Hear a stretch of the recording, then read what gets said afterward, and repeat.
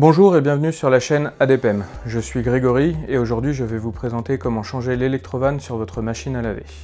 Quelques consignes de sécurité pour commencer. Déjà, on débranche électriquement son appareil et on enlève le tuyau d'arrivée d'eau. Quelques symptômes pour l'électrovanne. Si votre machine ne se remplit pas ou trop lentement, il y a de fortes chances pour que ce soit la pièce que vous ayez besoin de changer. Alors pour cette réparation, quelques outils dont vous aurez besoin. Une visseuse avec un embout ou un cliquet, ça marche aussi. Une pince multiprise, on va vérifier le filtre, ça peut toujours être utile. L'électrovanne évidemment. Un multimètre pour pouvoir tester les bobines de l'électrovanne. Parfois ça peut juste venir de là. Et une paire de gants pour éviter de vous blesser. On enlève évidemment notre tuyau. Hop. On va enlever le top de la machine. Vous avez deux vis. Un conseil, gardez vos vis dans un petit gobelet ou quelque chose pour éviter de les perdre. Ça sera plus simple à retrouver. On pousse vers l'arrière et voilà. Alors maintenant que vous avez enlevé votre top, on va enlever le cache à l'arrière. Vous avez deux vis. Celle-là maintient l'électrovanne. Voilà. Et voilà.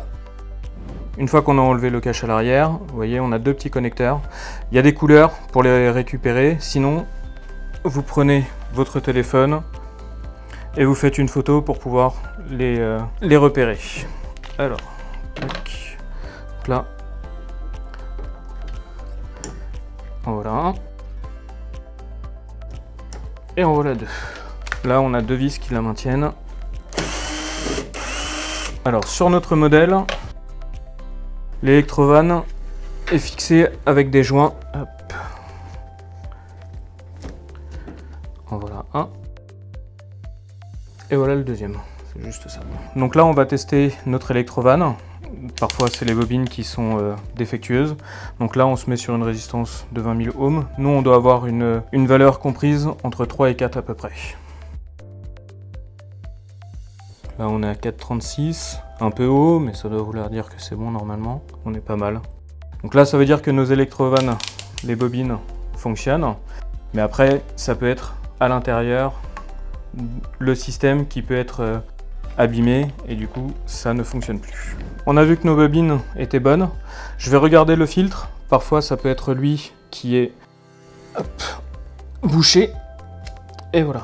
Donc là, on l'a sorti. Là, on voit que c'est pas mal. Là non plus. Rien qui y gêne. Donc, à mon avis, ça doit être à l'intérieur. Maintenant qu'on a testé notre électrovanne, on va pouvoir la remonter. Pensez bien à remettre vos deux joints si vous les avez pas. Normalement, ça arrive avec. Alors, tac. Hop. Voilà.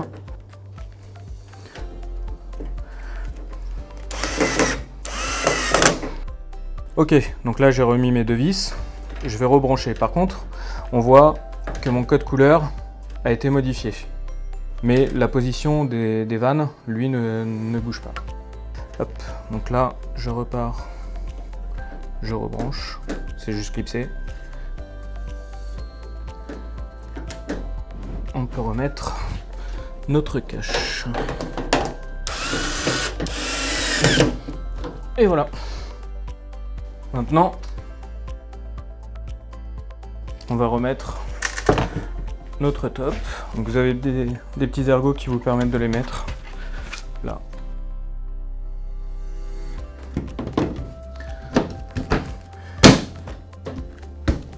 Hop, ça se reclipse. Et voilà. Vous avez démonté et remplacé votre électrovanne. Si cette vidéo vous a été utile, n'hésitez pas à laisser un pouce bleu. Abonnez-vous à la chaîne pour voir toutes nos vidéos sur comment réparer vos appareils.